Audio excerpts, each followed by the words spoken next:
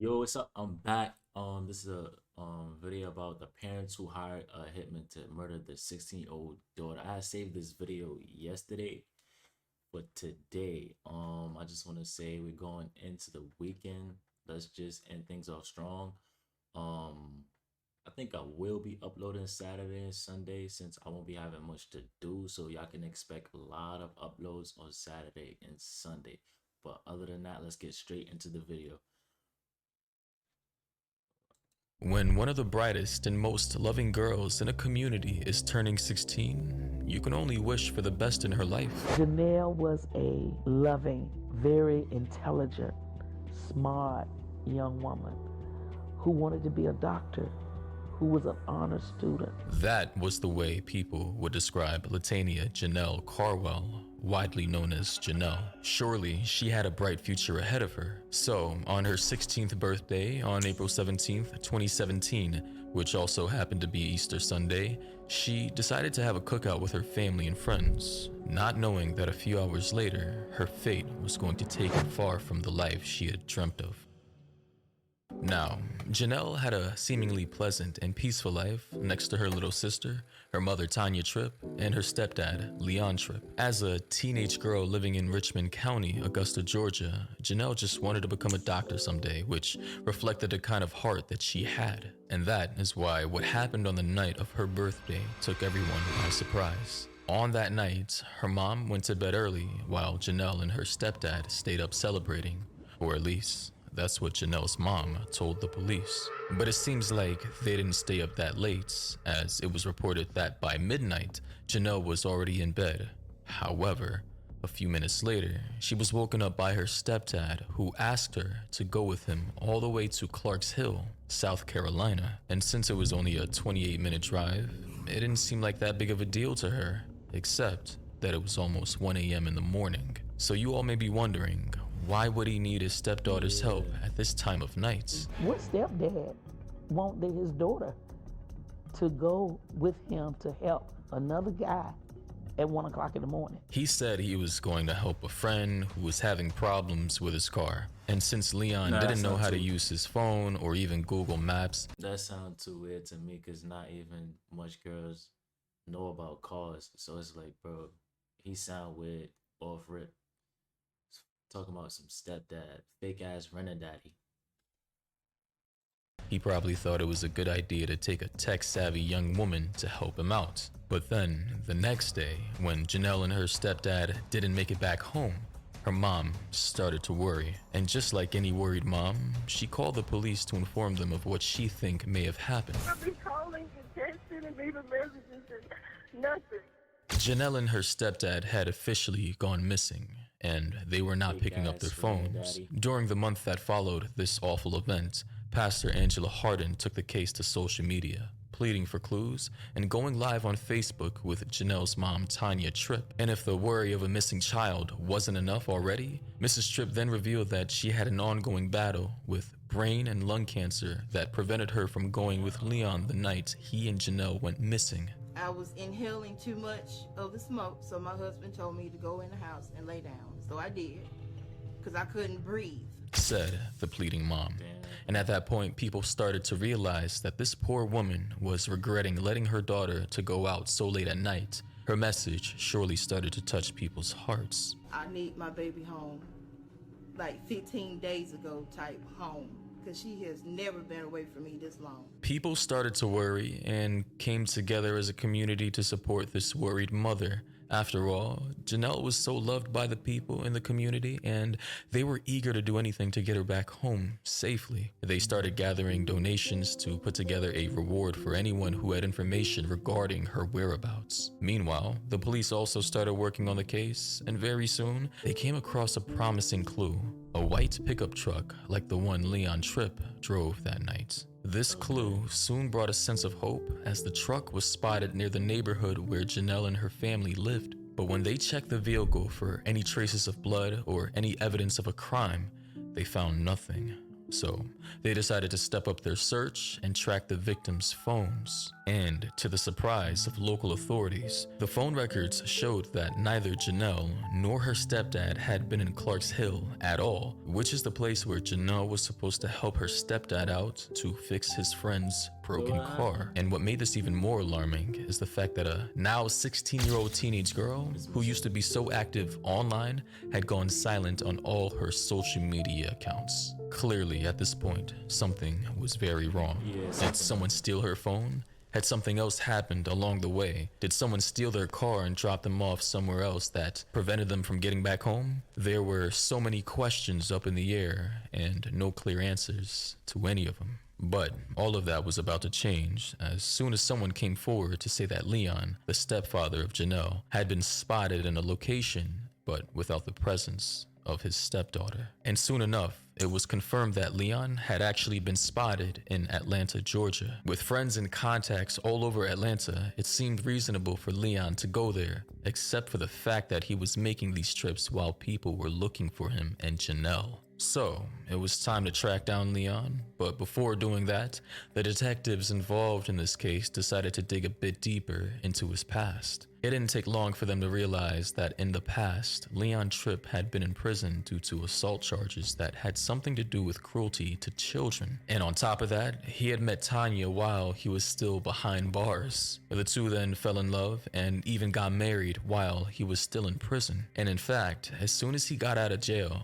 he went to go live with Tanya and her family right away. It was definitely not the best place for a child like Janelle or her sister to be at. And now that law enforcement had this information in hand, Leon Tripp automatically became a wanted person, and officers got a warrant for his arrest on kidnapping charges. Finally, the truth was slowly coming to light. But there was just one person who didn't seem okay with any of this, and that person was Tanya Tripp, Janelle's mother. She did show concern for her daughter, but when I asked her, hey, investigators believe that he's taken her, she was very defensive. Everyone was concerned about Tanya's reaction to the news. I mean, obviously, she didn't want to think the worst of her husband, but at the same time, she had to understand that he was the one linked to her daughter's disappearance. So, shouldn't she be a bit more It's like at the same time, I know how she's thinking, but it's like you gotta be more considerate for your daughter. You could get another man, you can't get another kid. concerned? Was she blinded by love? Was she in denial? Was she delusional? Or was it something much worse? However, soon after that, it didn't take too long for things to make sense and for the pieces of this puzzle to come together. As investigators followed through and connected the dots, they naturally came to find Leon Tripp at a U-Haul facility in DeKalb County. And sure enough, the man was not alone, because right beside his side, there was Tanya Tripp herself. We were extremely shocked when we found her and him actually together. And that's when we really got that sick feeling that, you know, this case is really not heading in a good direction. But according to Tanya at the time, she had a reason to be there. And she said she just so happened to be going to Atlanta and suddenly found Leon there by accident. But at this point, no one was buying her stories anymore. And Leon was quickly arrested on kidnapping charges, while Tanya was charged with hindering the apprehension of a criminal. Still, the one question that remained, that everybody was still wondering, where was Janelle? Yeah.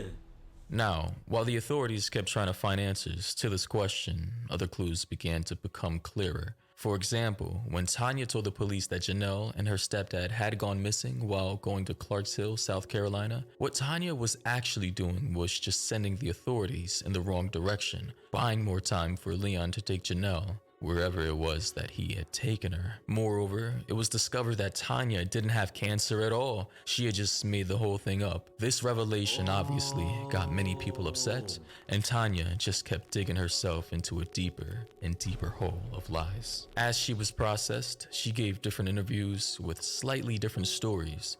It was clear by then, though, that she was not sticking to the truth. whatever the truth was. Laundry And to make bag things even bodyguard more ass. complicated, Tanya's stories began to conflict with Leon's. While Tanya sustained that her partner and Janelle had gone to South Carolina, Leon, on the other hand, was saying that he had actually taken Janelle to Atlanta. Then when authorities confronted Tanya with Leon's story, she didn't know what to say. Come to find out that she only had that initial story. She never prepared for the follow-ups. In this big web of made-up stories that had little truth in them, it was hard for authorities to determine what had actually happened to Janelle. Two things, however, were clear. Tanya and Leon had something to do with the teenager's disappearance, and Janelle's case was no longer a missing persons investigation, but a homicide one. After all, prosecutors claimed that in one of his interviews, Leon had said that Janelle was no longer alive. Was this true, or was it just another made-up story? Disturbingly, the truth came to light a little less than a year later, in late March 2018. This truth wasn't pretty, and it was definitely not what people were expecting. We received a phone call from a citizen and had discovered what they believed to be human remains. When an unlucky resident of Augusta, Georgia was checking out the backyard of a vacant home, he came across a bone sticking up from a shallow grave. He, of course, quickly called the authorities to help him determine what was going on. And, to their surprise, those bones were the remains of Janelle Carwell. Since Janelle had gone to the dentist a few days before her birthday, authorities were able to identify her from dental records. Both Tanya and Leon were charged with murder. In fact, Leon even got the death penalty. But finding Janelle's body was not enough. The reason for this unfortunate death was still not clear, and no one really knew how Janelle's remains ended up in the backyard. The one thing, though, that started to become evident was that somehow Leon and Tanya were trying to get rid of Janelle. And how did the authorities figure that out? Well, it took a while. Hold up. I just want to know, what was this all for? What was this all for? Or was this like a plan they put together while he was in jail or something like that? Or I don't know. I don't know. That just seemed weird to me. To reach that conclusion, but finally, with enough proof, a motion was filed in June of 2020 by the prosecutors of this case, claiming that Leon and Tanya had unsuccessfully attempted to use a hitman against their own daughter on 3 different occasions, one in September of 2015, then 3 months later in December 2015, and one more time in October 2016. Why would these parents do that? Well, as of right now, no one really knows for sure, as this case is still open, but it is quite shocking to see how these attempts are so close in proximity to Janelle's 16th birthday in the first quarter of 2017. Perhaps they decided to take matters into their own hands after this hitman failed them multiple times. As of now, though, Leon and Tanya are still in jail, waiting for their respective separate trials that have been constantly pushed back, probably due to C-19 and the fact that Leon had changed attorneys more than a couple of times. It seems unlikely that these two will ever tell the public why they did what they did. I mean, they're not expert liars, but they're surely stubborn when it comes to standing by their made-up stories. I mean, to be honest, with that, it's no excuse for that. I don't care what you gotta say. It's no excuse for that. What I feel is she was desperate. The nigga married her, and she tried to do the most to please him. I don't know. I could be wrong, but that's just how I feel personally. Is it right? No. Like, that's your daughter at the end of the day. As for the community of Richmond County in Augusta, Georgia, Janelle's absence left a hole in their hearts, but the efforts they made were not in vain, even when Tanya didn't even have the best of intentions, and all the unused reward money they collected was used to award the Janelle Carwell Scholarship to 3 high school students in 2019, the year that Janelle was supposed to graduate and start college to one day become a doctor. However, Janelle's bright and charming personality definitely left a mark in the lives of many people, and they just hope that justice is swiftly served to punish those who hurt her.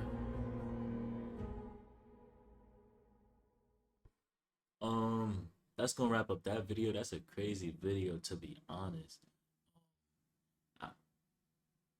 I'm lost for words, honestly. So Yeah, follow on my social media. The link is in the description. Thank you if you stayed to the end, and I'm gonna catch you on the next video.